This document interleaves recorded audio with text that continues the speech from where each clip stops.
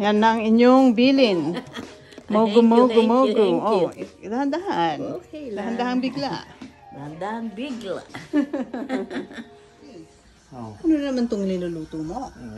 Kawa at chicharon bulaklak. Chicharon bulaklak. So, pakulo muna bago deep fry. Wow. Bakit? Ba't ka nagluluto? Nag-crave ako eh.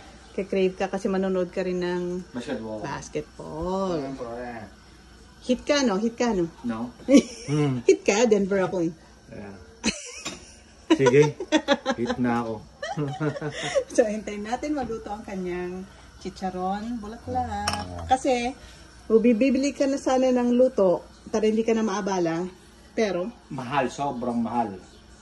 $10 yung ganito lang. ganyan lang talaga kaliit. Ito lang ah. Ito. Ganyan lang kadami. Yeah, $10. Wow. So, magluto na lang siya. Eh, ito, $13 lang. Lahat na yan. Ang dami. Dami yan. Sawa ka na yan. Practical. Ano lang. Kung gusto mong ano, ikaw na lang. Kung marunong ka rin lang. Kaya yung advantage ng... Kung tatamad-tamad ka, wala. kung tamad ka, yung mahal talagang kukunin mo. Yeah. Kasi mahirap maging tamad. Kapag tamad ka, magagasusan ka. Tama.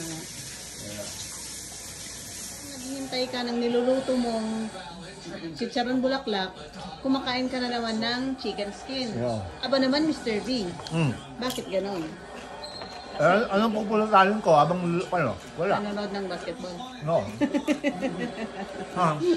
Si Papa naman, basta may beer. Si Mama. So, yan ang game ni Mr. V. Si Mama at si Papa. Mahjong. Trying your chicharon bulaklak. Patingin nung kuwan mo. Yung end result. Yung prinito mo na.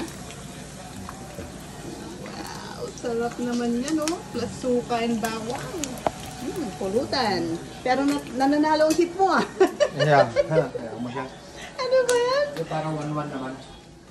Oh my. Para naman 1-1. 193 na, oh. Sabi ko pa naman, kinakantsawan kita, sa akin ang nugget, eh.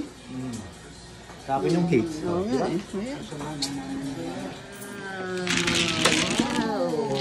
Special. Galing, Mr. V.